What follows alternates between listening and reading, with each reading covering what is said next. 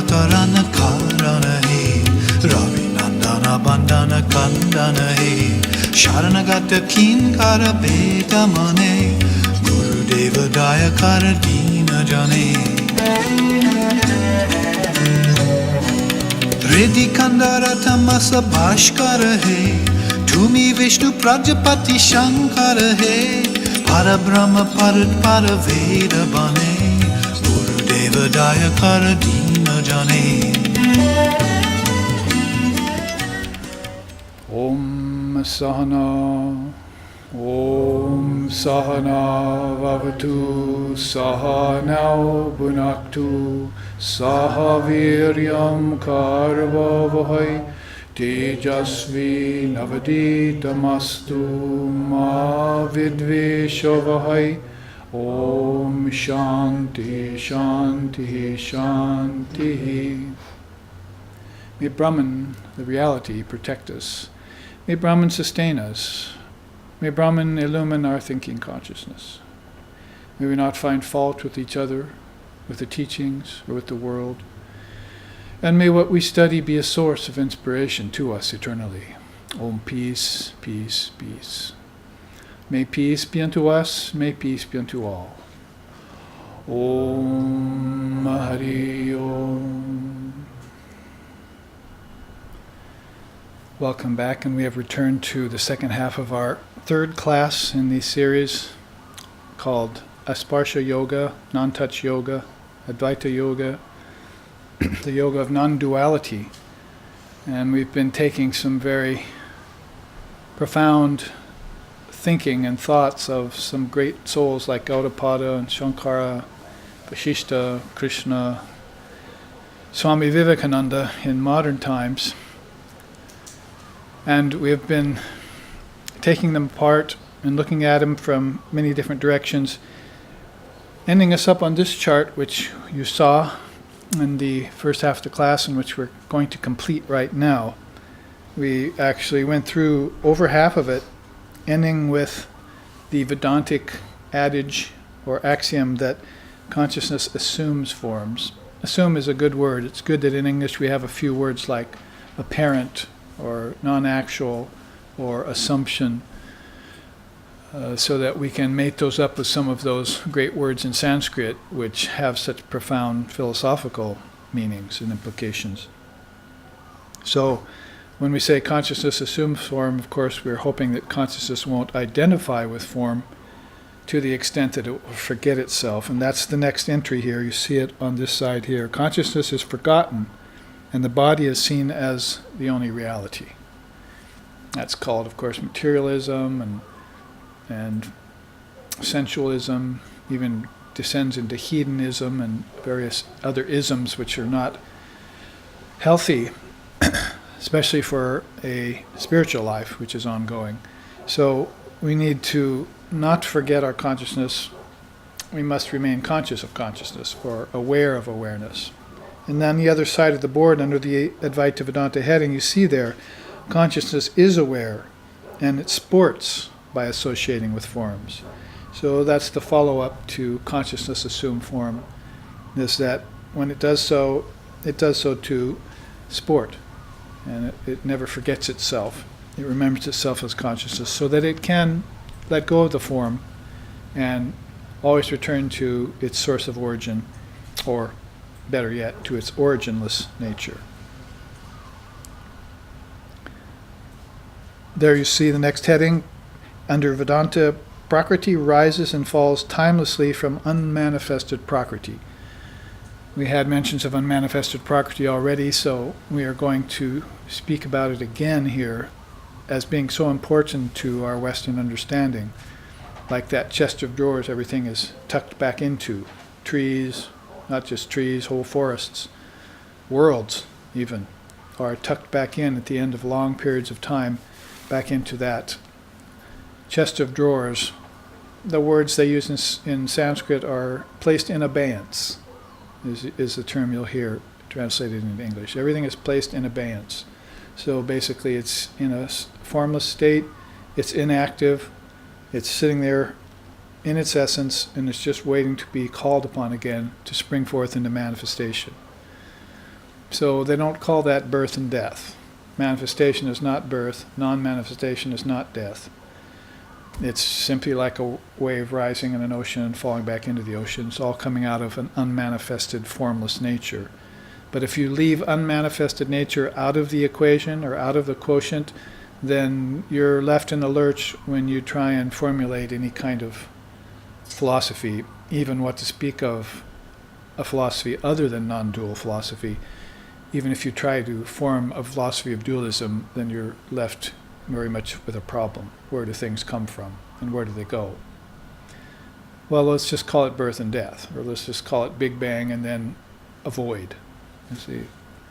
But you know my saying, you should avoid the void. You should annihilate nihilism. That's not going to leave you very far. It doesn't account for your consciousness, your awareness, your intelligence. It doesn't account for the enlightenment of the seers and sages and saints, those samadhis they've had, those nirvana, that nirvana that they've had. Those things are unaccountable and probably not the realm of physics, so it's okay they don't have an interest in them. But they should eventually, or will eventually, develop an interest in themselves. The intellectual does have an interest in his own or her own mind. They just have to define intelligence. They have to bring it out from hiding. See? And when you do that, you'll have philosophies like this, that the tree is just formed of your own intelligence. You take it apart, it appears to look like vibrating particles of physical matter, but its treeness, or the silverness of silver, or the goldness of gold, or the manliness in man, or the womanliness in woman, that's something essential, something unchanging, something aparinama. Those things are essence. There's a word for that we don't have in English, essence being about the only word we can borrow. It's called svarupa. And it's a very all-important word in Sanskrit, svarupa.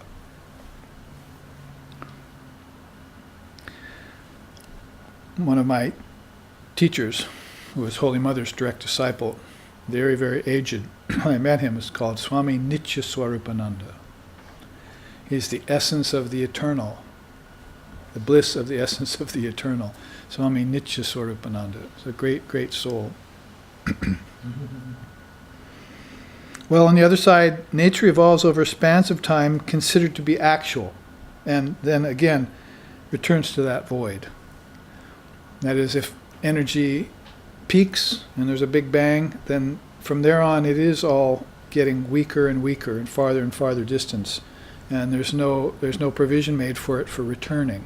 See, we see Swami Vivekananda used to say, if you drop a pebble in a puddle, then you see these series of waves go out and hit the shore and come back.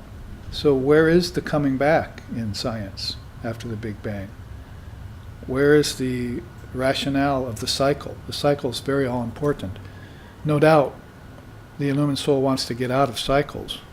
Buddha proved that and probably was the best known for it, although many, many souls did it before him.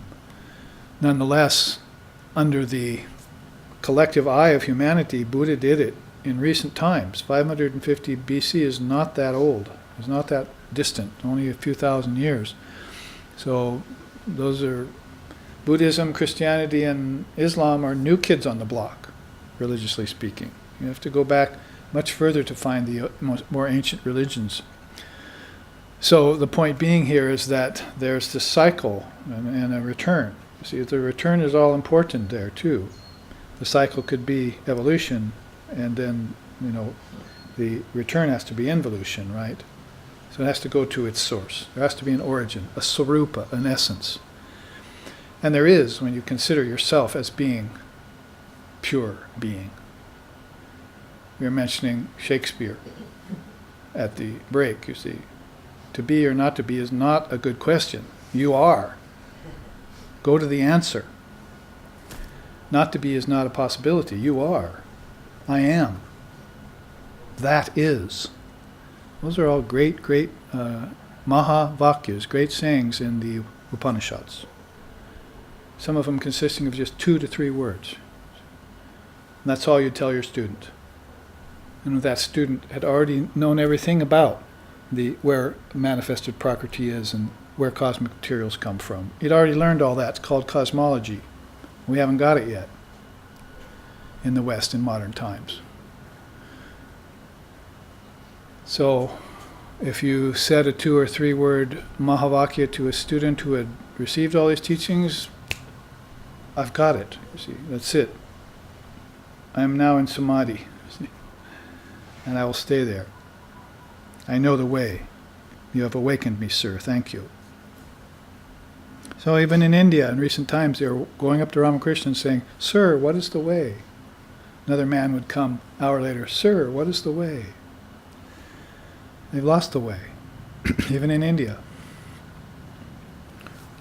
Ramakrishna would usually say, "Try and cry 1 tear for God." That was his usual answer. Try and develop a little yearning for God. Because he knew the wisdom wasn't going to get to them yet, you see. Try and just develop a little bit of yearning again for the all-beautiful, for the all-attracting. Try and just envision that, you know, what that true self is like.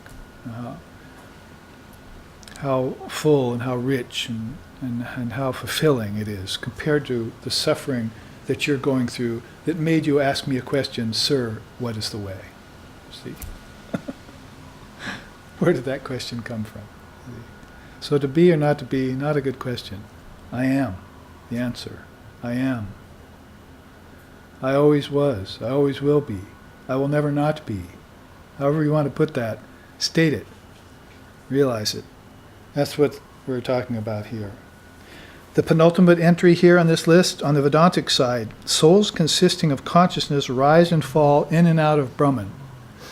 That's the qualified non-dual way. Like all this has become Brahman is not a non-dual statement, but nonetheless, how can it be denied? And all here is Brahman, is the non-dual realization. Then this appearance of becoming, if there is such a thing, happens in the mind, right? So you're going to have to provide for it, because the mind is individual, the mind is collective, and the mind is cosmic. Cosmic, there's nothing you can do about that. Individual, there's plenty you can do about that, but it's the collective you've got to worry about. The collective mind of humanity, and angels, and souls, and devils, and asuras, and titans, and deities. You see, the collective mind is there, the ancestors. That's collective karma you're talking about there. You buy into that, necessarily, when you take a form. Didn't we all? We still have a connection to our ancestors? Ay, ay, ay. See? Mm-hmm. All the karma we're paying and will continue to pay. On so many levels. So, think of that. Souls consisting of consciousness. That's the answer to the question up here. You know, what did you create a soul out of? Well, if I ever created a soul, I would probably have to do it out of my own consciousness, like I did everything else. Created the tree out of my consciousness, my bed, my pillow, my baby. See, so I guess I would create a soul out of the same thing, consciousness. So this question gets answered down here, you see. A soul consisting of consciousness rises and falls out of the ocean of Brahman. Takes on a form, gives it up, continually. Well, it sports that way, as it assumes forms. You see, everything goes from complete, stark, direct, shocking, shock, shock, shock, as they say in the East. You see, they take up a microphone, they go, shock, shock, shock. And it's all of this costs less than $2. As they put their wagons around. So, shock, shock, shock. This is shocking, non-dual reality, you see. And then it begins to explain everything in terms of qualified non-duality. But there's no place to hang your hat here. See? What to speak of hang your hat, you're going to be hanging your head, you see, on this side. There's no place to go. Not just that I couldn't accept it if it were true. It'd just be called fatalism, you see. I could accept that. I'd still live a divine life. They asked Swami Brahmananda once, what would you do if you found out that all of this was not true? I wouldn't live any different. I'm in peace. I'm in bliss. Must have done something right here, see? So one lifetime of peace and bliss? Sure, that's enough. I can go into a void, into an emptiness then.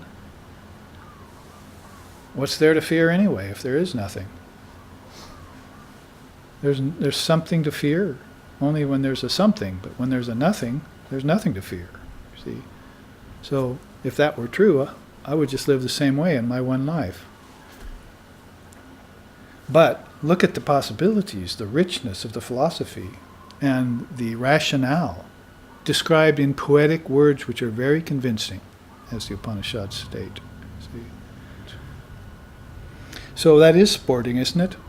Sporting in the realms of consciousness. It's playing in the fields of the Lord. So souls consisting of consciousness rise and fall in and out of Brahman all the time. What's the option here? Souls give themselves to the illusion of birth and death. If I believe that I was born, then I know I'm going to have to die. And what am I doing? I'm pretty much just one with nature, because that's what nature does. Everything is born and dies in nature. If birth and death were true, it would be in nature. It wouldn't be in your soul. Your body is a part of nature. Even your dreams are a part of nature, aren't they? Because you're dreaming plants, you're dreaming animals, you're dreaming insects, you're dreaming people and bodies. It's all nature. It's all manifested nature. And then when it goes formless, it goes back into unmanifested nature. There's an unmanifested insect world, an unmanifested animal world, unmanifested ancestor world. It's all formless. It's all in abeyance. Let it be. So, otherwise, if you are nature, you give yourself to the illusion of birth and death. Finally, we have souls assume form as long as the desire to experience individuality persists. Vedanta ends on a very practical note. See, if you want to assume a form, you'll do so just so long as your desires persist. As soon as you fulfill them, you will not assume form again. That's simple, really. Why should you come back if you'd have no desires? Unless you come back like him, Sri Krishna, you see. I have nothing to attain here, Arjuna, he says. Everything has been attained by me long ago. I only come back for the sake of other beings, for loka sangraha. Right out of the Gita. Loka sangraha. Loka, the world, sangraha, for the good of. For the highest good of the worlds. That's why I return. Because if I didn't return and I gave up action, all people would follow me and the worlds would fall apart. So I come back as an exemplar, not a savior. That's my example. So you too could come back desire-free, if you so wish. But as long as you assume that very strange situation called individuality with an ego, so long your desires are in operation. So long will you incarnate. What's it say across the board? The embodied soul lives one lifetime and then passes into heaven or hell. And of course that's not science, that's more toward the fundamentalist religion side of things. So that's your option, you see. Eternally damned or saved. Based upon if you were born after the year 1 AD. See?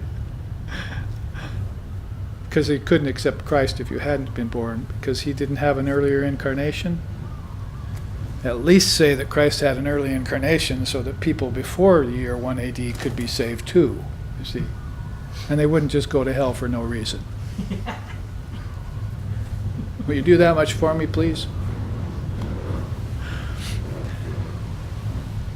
So the great efficacy, the great rationale of Vedanta is placed here for you side by side with some of the things that we believe in and we were raised in as Westerners. That is, some of us in the West. Many of us in the West. As I say, the thought that everything is non-originated is such a rare thought. It's just probably the rarest thought that ever happens, that nothing ever had a beginning. That beginnings, middles, and ends are all illusory, if you want to put it kind of bluntly. Beginnings, middles, and endings are all illusory. But there is Krishna in the Gita, you say, beginnings, middles, and ends are unreal. And the unreal never is. And the real never ceases to be. The real is existence, knowledge, and bliss absolute, you see. So looking at this chart, in accordance with the teaching of a parinama that we got from Swami Vivekananda's letters around 1893, and a juxtaposition to that and some of the other pseudo-Advaitic schools that were beginning to crop up at the time, because they had also heard about this non-dual truth, and they were beginning to formulate their conclusions on it too. So we get the real dope straight from the horse's mouth here. We get the superlative sannyasin and the true monk, true monastic person in Swami Vivekananda coming forth and telling us about this highest non-dual philosophy as pertaining to great souls like Gaudapada and Shankara, who were some 1400 years earlier than Swamiji.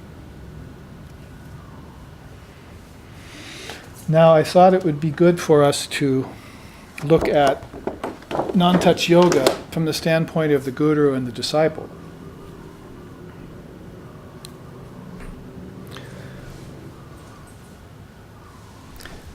That is, we've looked at it as what kind of requisites there are, what you have to do to qualify yourself. And we've looked at the principles of non-touch yoga. We've also looked at it from the minds of different seers, 5 or 6 of them that we've taken up last class and this class. But let's look at it from the standpoint of the guru-disciple relationship. That's called guru-shishya in my tradition. And very, very important, because Vivekananda has said that you cannot get spirituality from books or temples. You can only get it from another soul. So in India, in those darshanas, those orthodox darshanas particularly, the guru-disciple relationship is of utmost importance, as you can get a direct transmission of spirituality from another soul who's realized. So this is a chart we haven't looked at for some time. It might even seem new to a few of you, but basically there you see a picture of the Lord Vashishta drawn by one of my students in the middle with the Om sign there. And we see here, it's called the 10 conditions of the Guru-Shishya relationship. The quote here, by worshipping the embodied Guru devoutly, the disciple learns to follow the dictates of the infallible Guru principle within. Remember, Sri Ramakrishna also said, the mind soon becomes its own guru when it begins to do its practices correctly.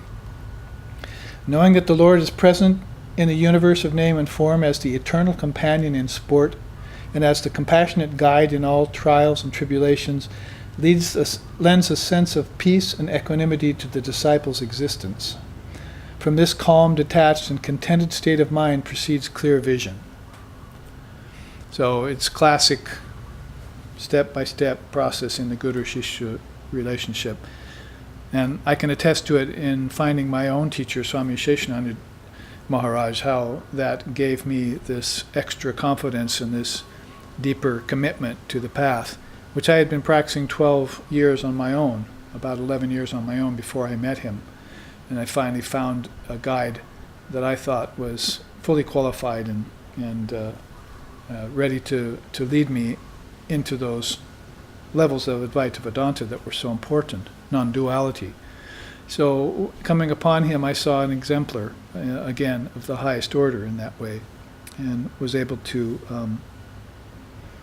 learn from him in such a way. Now, the reason I'm saying that it looks a lot like the non-touch yoga is that all these qualities that are listed here are exactly like that. They're almost perfectly described by the word non-touch. There you see the first 3 are very important to the process because they're the 3 main teachings of Advanced Vedanta. They're really called often the 3 proofs of truth. Those are Shruti, Yukti, and Anubhava. very important for the disciple, or the shishya as we're calling them here, to imbibe those. Shruti, Yukti, and Anubhava. In other ways, sometimes they're called Shravana, Manana, and Nididhyasana. Really means pretty much the same thing. It means first, Shruti, you must hear the truth, and two, you must roll it around in your mind. That's called Manana or Yukti. Rationalize it, analyze it, and then three, realize it. Anubhava, or hear, or in the other Nididhyasana, has to come full circle in that way. Shruti, Yukti, and Anubhava. So these are all things, again, that happen deeply within the mind. So very much a matter of non-touch, aren't they? That is, the teaching starts out in such a way that is very subtle, very sublime.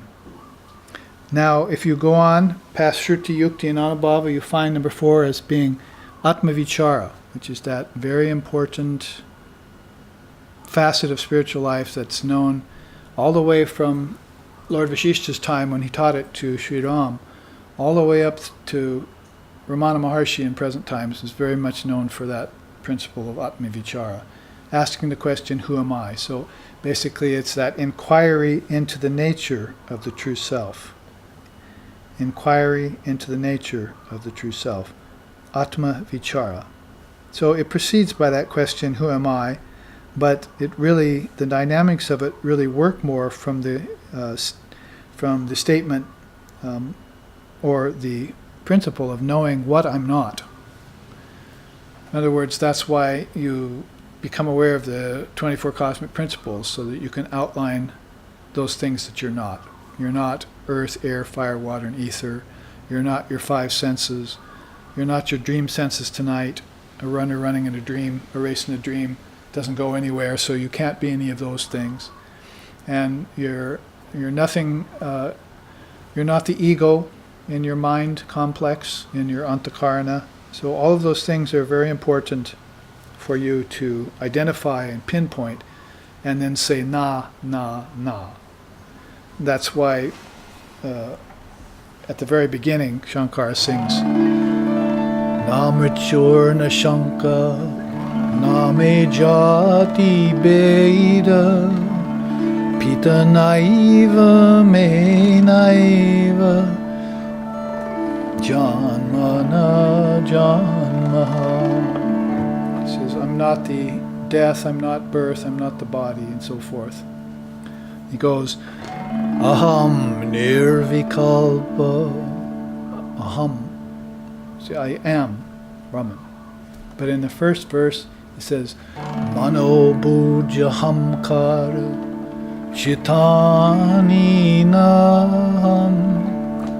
So, mano, mind, intelligence, ahamkar, ego, chitta, its thoughts, the mind's thoughts. I am not those.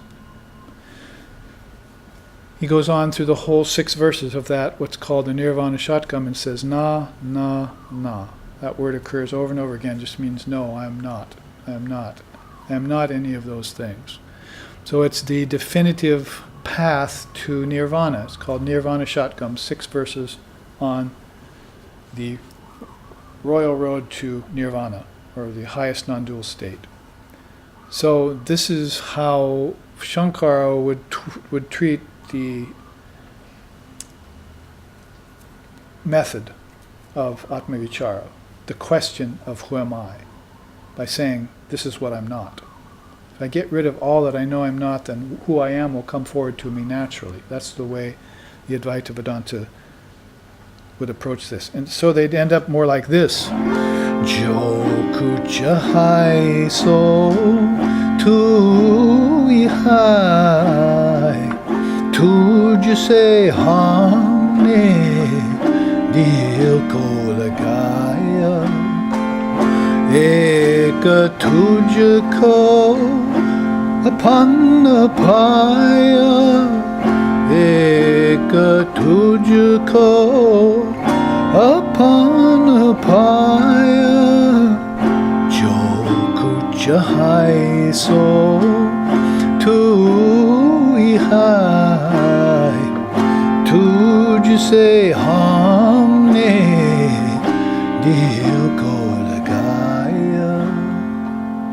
So you start out saying, Namrit Jorna Shanka Name Jati Beda Na Mano Bujya Hamkar Chittanya Ham.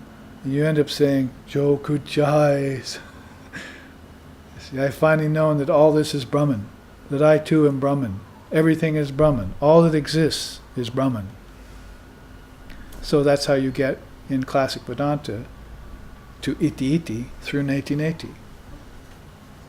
And this list of 10 conditions of guru-shishya relationship are giving you the blow-by-blow version. See, I must hear the truth, I must contemplate it, and I must strive to realize it.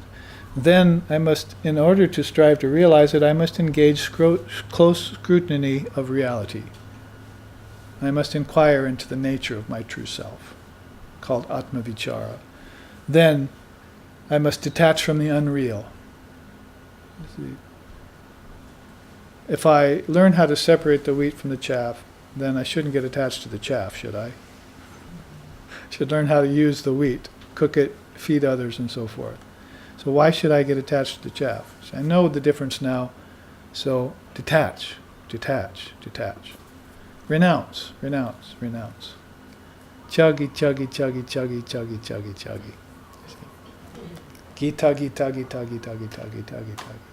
You say Gita over and over again, it turns into Tagi, which means renunciation. That's how Sri Ramakrishna said, what's the message of the Bhagavad Gita? Just say Gita, Gita, Gita over and over again. Gita, Gita, Gita, Gita, Gita, Gita, Gita. Turns into Tyagi, renunciation. So he says that's how you find the message of the Gita. It's just renunciation, renunciation, renunciation. So detachment is one of those stages. There are 10 or 12 of those stages of detachment. Mild, middling, and intense, they're called. If you go through a mild level of detachment, it's like, well, you know, I'm going to go find a job. See. I went to Benares to become a monk, but I found a job there. See. So I immediately had some sort of intense renunciation. You see, I wanted to detach from family, friends, world, money. And so I went to Benares to do it, perfect place. But somebody offered me a job there. So, gone, all my original intensity. That's called very, very middling, very mild, very weak detachment. It happens occasionally, just for a moment, and then goes away, in other words. It's a flash in the pan. So, detachment from the unreal has to be a very, very strong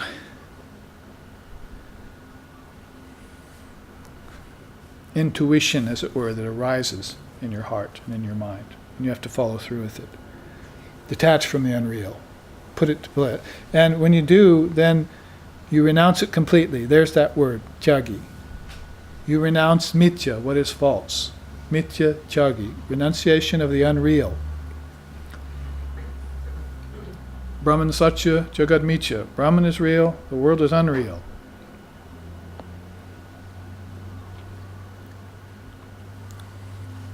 Therefore, renounce it. And the student, Vasishtha, goes on telling Ram, then Brahma Shuddhi happens. You can meditate on Brahman. You've gotten all these things under wraps, you see, all 6 of them. Now I can finally meditate on Brahman properly, because nothing's getting in the way. See, non-renunciation is not there. My attachment to the unreal is not there. My non-knowledge of my true nature is not there. And I have realized in a threefold process how to hear, how to contemplate, and how to realize. See, all those things have been set as a perfect practice or sadhana for myself, and I've arrived at the ability to meditate on Brahman. What does Vedanta call that? Samadhana. Samadhana. It's one of the 6 jewels of Vedanta. The ability to concentrate on Brahman alone, without any other thing getting in my head, you see. Just Brahman.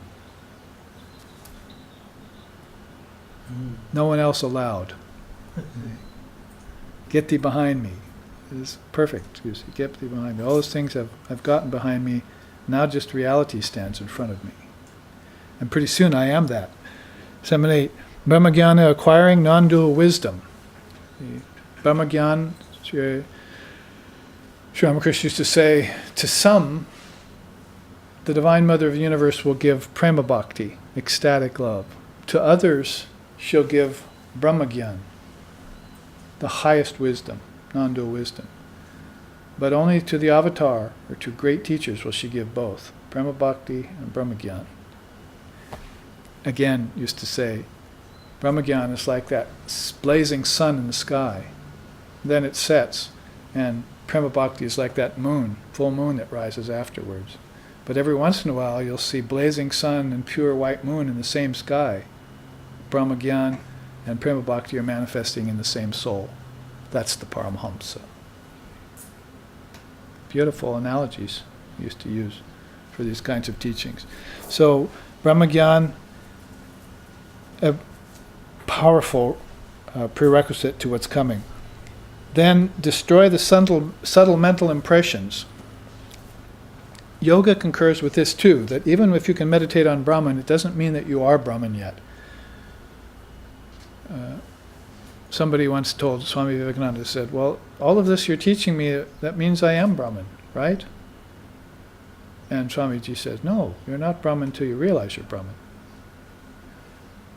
This, I would like this said to a lot of people out there I meet who have adopted non-duality, you see, and haven't realized it fully. Oh, we don't have to do practice.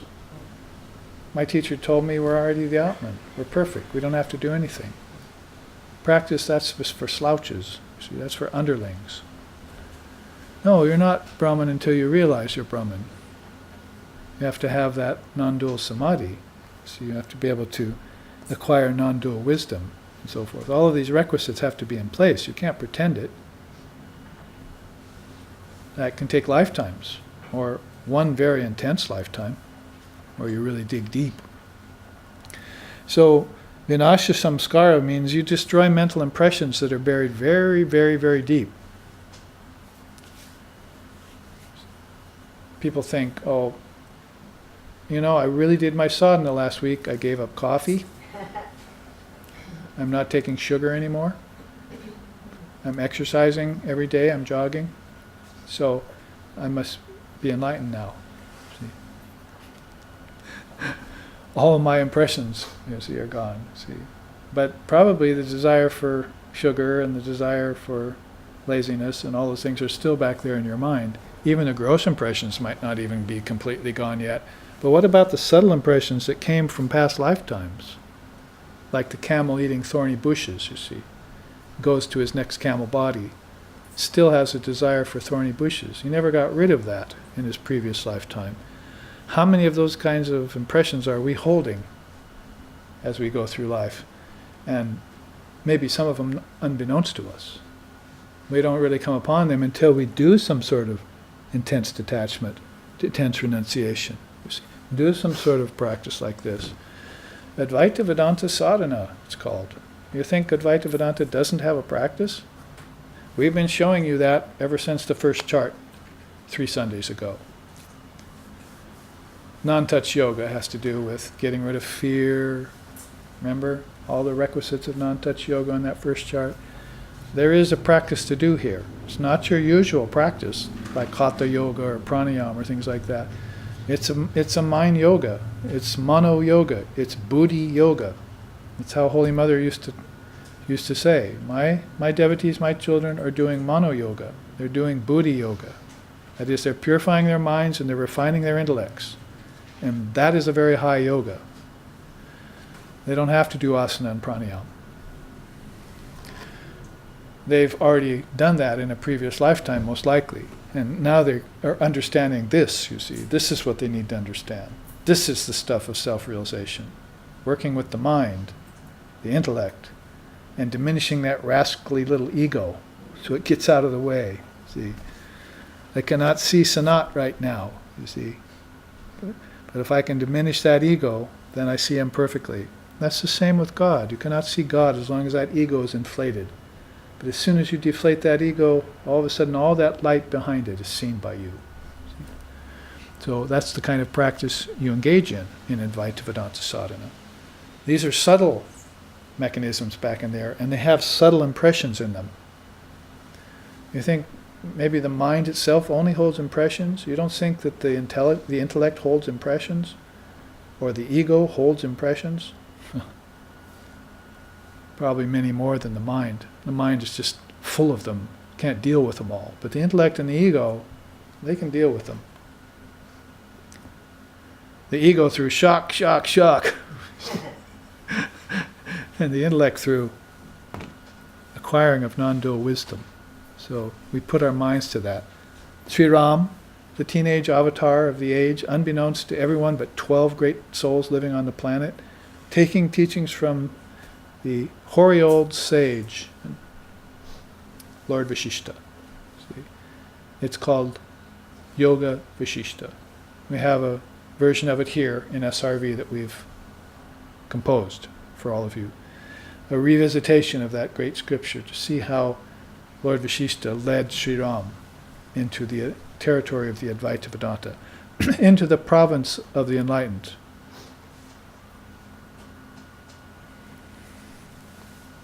Now finally, we get to sthiti samadhi. I don't really care what samadhi it is, I'm just steady in it. In fact, probably like Sri Ramakrishna, if I have so many samadhis, I don't even know what to name them. People came to him and said, oh, that samadhi you had, that's jhana samadhi, and that samadhi you had is unmana samadhi. And then he'd tell them about other samadhis he'd have, and the priest would say, we've never heard of that. And they'd run to their books and flip through them, and they couldn't find those samadhis that Sri Ramakrishna had, you see. But this word, sthiti samadhi, means just stay steadily in samadhi. Sthiti means steady. Like this, like Shiva in yoga. See? Never wander out of the territory of samadhi. If you go to the surface samadhi, called laukika gyan, that's okay. You're in the realm of objects. Just know that those objects have come from you and you'll be fine. And pretty soon that samadhi will deepen and you'll go back to Shuddha laukika gyan. You'll start having the realization of what objects really consist of, you see, where they really come from. And then pretty soon you'll go to an objectless samadhi, either in deep sleep or in meditation or both. It'll happen, you see. Just remain in samadhi. Assume the position. The police aren't the only ones that can use that phrase. The Advaitic police can use it too. Assume the position. That's the Advaitic position. Aham nirvikalpa. I am nirvikalpa. I am the highest samadhi. That is my true nature. Gaudapada says so. My dad can beat up your dad. See? Gaudapada, the father of all philosophy and non-dual philosophy, has said so, has pronounced it. Is there some reason I shouldn't believe it as his child? Does the child doubt his father? Or his mother? So these are the great declarations. So here you see a sort of quick rendering, you see, of the 10 conditions of the Guru, Shishya, disciple. In Advaita Vedanta, there's nothing here that's very dualistic, is there? There's hardly even anything here that's qualified dualistic. It's all non-touch. Not like you can get in your mind and try and touch these things. Even when you're hearing the truth, it's subtle. It's happening back inside of you. It's all happening in your mind, right? Didn't he say? If there is any transformation at all, it's there, in the mind. That much I'll give you. That much I'll allow you. But you will find that everything is transformationalist. In the final reading, you will find that everything is originless. That means eternal, unchanging. Everything. Not just the soul, not just Brahman, not just nature, even Maya is eternal. There's only one time when Maya will ever go away, and that's when you have Nirvikalpa Samadhi. Maya will finally retreat. In the meantime, just try and get it behind you.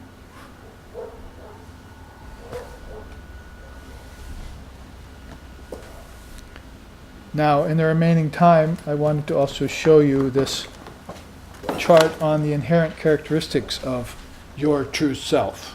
Atman, it's called. Vivekananda comes at us again. He says, "It is not in the brain, but in the heart that the Atman, possessed of knowledge, power, and activity, has its seat. The chief nerve center near the heart, called the sympathetic ganglia, is where the Atman has its citadel." I'd call it the sympathetic Ganges. That nerve ending there, you see. 3 rivers joining there in the heart. So the Atman has its citadel there in the heart. You meditate on the heart. Sri Krishna says that in the Gita.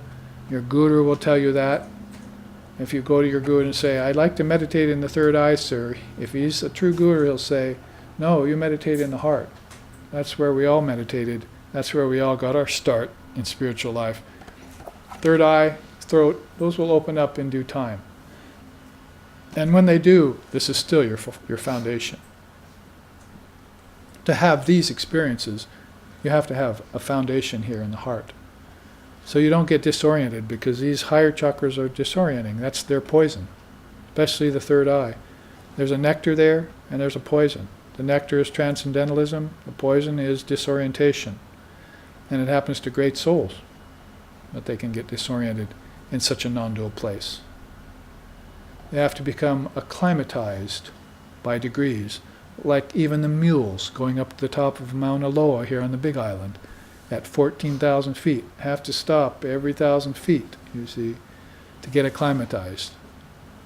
So like that, Advaita Vedanta has these air of heights, stupendous heights, you see, and everyone's going to have to stop and get acclimatized bit by bit to them as you return to your true nature. You return to the source. As you do, you should know what the Atman consists of. It's ajjaha, unborn. There is that very quote that I just sang.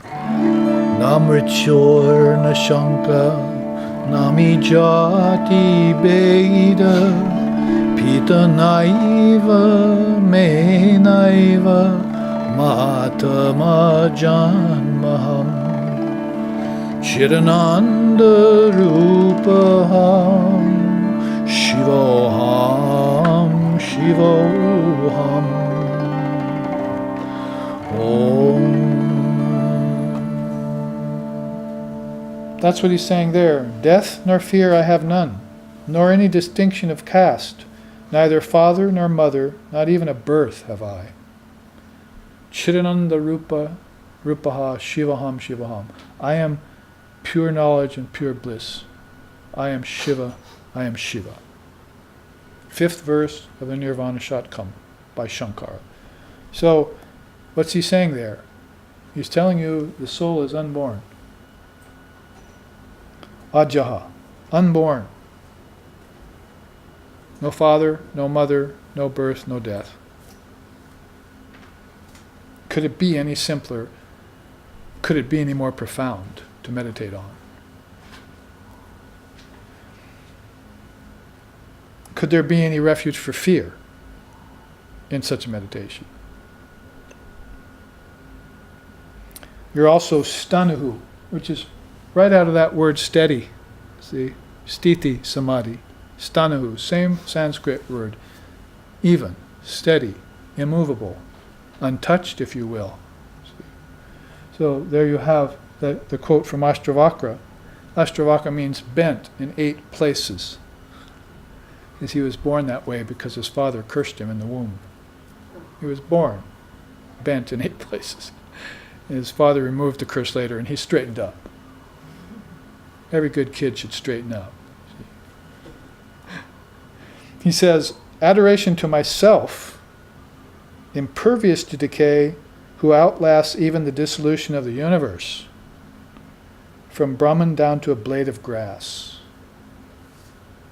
You see how they put it? These great souls? There's a book on the shelf there called Ashtavakra Samhita. It was one of the only books Ramakrishna would allow near him. He would have Vivekananda take it and read from it every once in a while. Swamiji, at that young age, didn't like it. Later on, he said, it's my especial thing. Everything there, that non-dual philosophy, you see, my especial thing. So, Ashtavakra Samhita, that's his Samhita, this rishi named Ashtavakra. Look what he says. He adores his self, which is unborn, which is stable, and which is impervious to decay, and which outlasts even the dissolution of the universe. Can he be any clearer? Is there anything vague about that? Yourself is stanuhu. Yourself is nityaha, absolute. Swami Vivekananda again. If you have known Atman as the one existence, and that nothing else exists, for whom, for what desire do you trouble yourself? Everyone's busy writing. Are you hearing this? If you have known Atman is the one existence, and that nothing else exists, for whom, for what desire are you troubling yourself?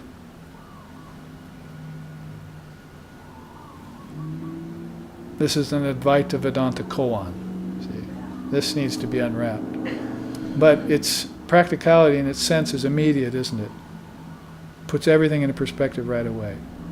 Have I been brooding lately? Have I had any fear? Have I been troubling myself? Have I been deviating from the course? Why? For whom? When I know that the Atman is the one unborn, stable, and absolute reality. What else is it? Puranaha, ancient, or timeless, if you will. Svetashvatar says in his Upanishad, to that timeless Brahman be thou devoted, through the primal and ancient cause, Atman, the eternal soul. Ancient cause. See, that's the timeless cause. Your soul is also achala, immovable. The self is unmoving, yet it is faster than mind. Having preceded the mind, it transcends the senses. It outstrips all that runs. In another Upanishad, it says, Atman is higher than the higher, lower than the lowest, faster than the fastest, slower than the slowest. It outstrips all that runs. Why? Give me one word, Sanskrit or English. It's All-pervasive. all-pervasive. It's all-pervasive. If you're all-pervasive, you don't need to go anywhere. You're there already. Just meditate on that one word, all-pervasive. I am everywhere. I am everything. I am in everything. I don't need to move. I'm immovable. And you'll get the idea about achala. Sanatana. What's that word mean? Eternal, yes, eternal. They call these teachings from India the Sanatana Dharma, is one of their titles. The eternal religion. The eternal Dharma of the ancient rishis of India. That's how much it has been revered through the ages. Not just by people from India, but by people around the world. Buddha came from India. You find that everyone is turning back to India with these folded hands, with their palms together. Katha Upanishad says, the wise do not grieve, having known the bodiless, all-pervading, supreme Atman, who dwells in impermanent bodies. The eternal Atman that dwells in impermanent bodies. Doesn't it sound like associating and playing? Associating and playing in bodies, you see. Never identifying with him, but just associating with him and withdrawing, detaching, so forth. So that's Katha Upanishad's way of saying it. Nityo Nityanam Chetanas Chetananam. Same Upanishad. Nityo Nityanam. It's the eternal among non-eternal things. So, same thing. It's avikaryaha, inactive. Sri Krishna says, that one verily sees who sees that all actions are done by nature and that Atman is actionless. Just little sentences out of different scriptures and different sayings of these great seers in India. Just little sentences. Take one and meditate on it. It's your mantra for the week, you see. And connect it to its source. Why am I actionless? Why am I inactive? Why am I so darn stable? Why am I so pure? Why am I so steady all the time? Why is that my true nature? See? Well, that's because Krishna says that all actions are done by nature, not by my soul. All actions, all phenomena, all changes take place in Prakriti, not in the Purusha. Purusha always looks on. It's got some mild interest there. Oh, what's going to happen now in the playhouse of Maya? You see. Sri Ramakrishna used to love to be taken to the Star Theatre in Calcutta, you see, where they'd put on these great religious plays, some by Girish Ghosh and so forth. So they'd get him a seat, you know. He used to say, everyone's talking all the time. It's just like the world. Talkie, talkie, talkie. But as soon as the curtain goes up, everyone gets silent. That's like samadhi. So he'd be sitting back there like a child, you know, in this little booth they got for him, you know. It went silent, it went silent. But then, 5-10 minutes later, he'd be weeping in samadhi, in bhava samadhi, because some character on stage was going through some sort of horrible religious problem, you see. Then he'd be chilled, you know, his skin would be like chicken skin brada, you say in Hawaii, you see. Be like goose pimples, you see. Because he would have see something on the stage that had to do with somebody attaining some spiritual height, you see. So it was just like this beautiful theater, playhouse of Mahamaya, you see. So into it, you see. And then take him away, he's not. He's forgotten. But he'd look back on it and say, oh, did you see? Did you see how Chaitanya renounced the world and went to an Advaita teacher? How beautiful that was. See? How he went out in the street and shouted the mantra to everyone when his teacher told him not to tell it to anyone. Wasn't that beautiful?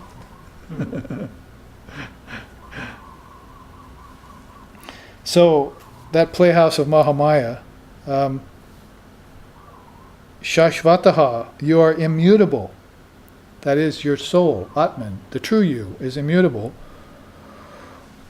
The quote here is from Shankara. The I and everything else is based in transformation. Only the Atman is immutable. Want of change is Atman. Nice. Want of change is Atman. Where there is no change, guess where you are? You're in the Atman. See? So look for that place where no change happens.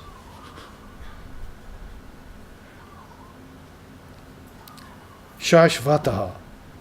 That sounds like a sneeze. You're avyaktaha, unmanifested. Well, nature, we've learned today, has an unmanifested side. So does the soul. Gaudapada says, name, form, and function differ, but space, which holds them, remains unchanged. Similarly, Atman is unaffected by its Maya projections, called individual souls. Who or what could possibly produce this Atman? Shall we go back over it all again? Who or what could actually produce the Atman? Can you create a soul? Does the ego even get created? Or is it just inflate and deflate again and again? You see? It's like a balloon you blew up. You see? It was already created. It's already in existence, that is. It just gets animated, you see, and then deanimated, and animated again. Watch it go on in front of your very eyes.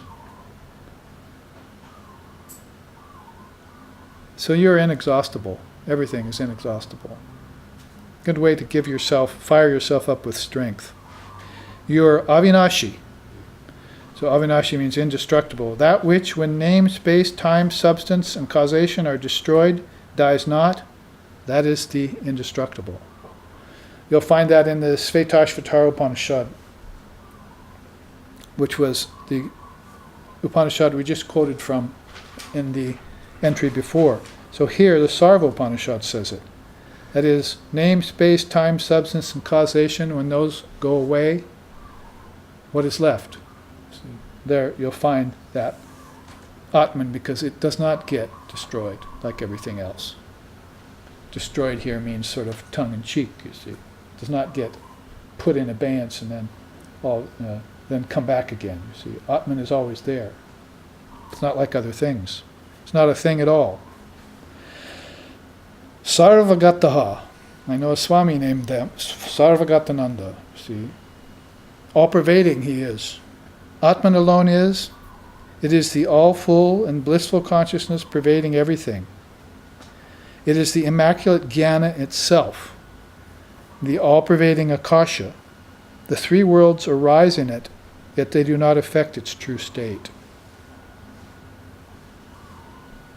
So there's your word for all-pervasiveness, sarvagataha. Finally, it's achintyaha, incomprehensible. And don't let that stop you from trying to comprehend it, though. The beautiful song Ram Prasad sings, he says, "O Mother Kali, you are incomprehensible. No one can fathom you. Yet, we should always try to fathom you, because trying to fathom you purifies our mind. And when our mind is pure, then we can see you." So you'll never see her with an impure mind. She's incomprehensible with the impure mind, but as soon as you purify that mind through trying to comprehend her, then she'll appear to you, you see. Like brilliant light in a dark cave. The yogis sing that song, you see. O Mother's scintillating light radiates. Therefore the yogis meditate upon her in a dark mountain cave. They don't want to see her in the sunshine. When they say your light, they want it to make the greatest impact on them, you see. So they go to a dark mountain cave and meditate, sensory deprivation, you see. Then when she shines, wow, you see, all the more intense, right? Kata Upanishad says, Atman hidden in all beings reveals itself not to all, but only to the seers via their honed and subtle intellect. Very important to get a hold of that intellect then. It shines like sun rays. See. Sri Ramakrishna ends it all by saying this about the Atman. That which is Atman is unattached. Maya is in it. It is not in Maya. One cannot see Atman. It is like sugar mixed with water. It disappears. Just so, when Atman gets mixed with the world, beings fail to notice it. Beautiful. That's how subtle your Atman is. Gets mixed with the world, then they forget about it. We already had that teaching. See. But that's the sweetness in everything, isn't it? So I thank you for listening. I thank you for viewing these 3 or 4 charts that we actually observed today and studied. They were a mouthful for me and for you. Probably a mouthful for me and a mindful for you. So take them back, and they're now live streamed. They're also now recorded in the archives. You may look back on this and extract as much of the non-dual wisdom out of it as you possibly can. It'll be for your highest and best good, and the highest and best good of all others. Now let's end here with a chant.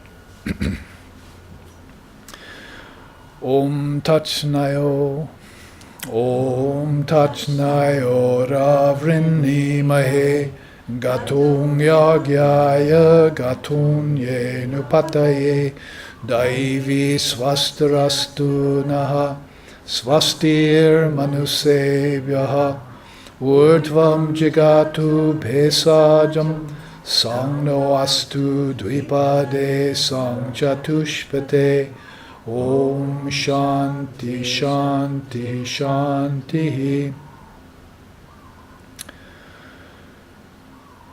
May we offer all into the Great Self. May we always delight in this offering. May we always revere the Lord and Mother of all sacrifices. May divine blessings be upon us. May peace be unto the entire human race. May healing, well-being, and prosperity then also abide among us. Om peace, peace, peace. May peace be unto us, and may peace be unto all.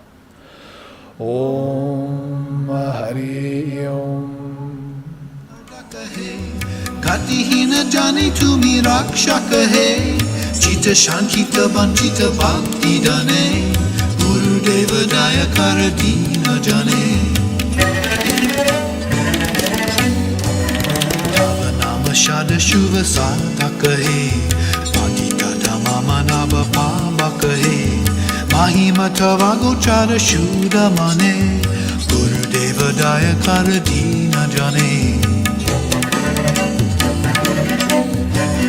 Jaya Sadguru Ishvara Prabhaka hai, Bhavaroga Vikara Vina Shaka hai, Mana Jaina Rahitava Shri Charane, Guru Deva Daya Karadina Jane. Jaya Sadguru Ishvara Prabhaka hai, Bhavaroga Vikara Vina Shaka hai, Mana Jaina Rahitava Shri Charane, Guru Deva Daya Karadina Jane. Guru Deva Daya Karadina Jane. Guru Deva Daya Karadina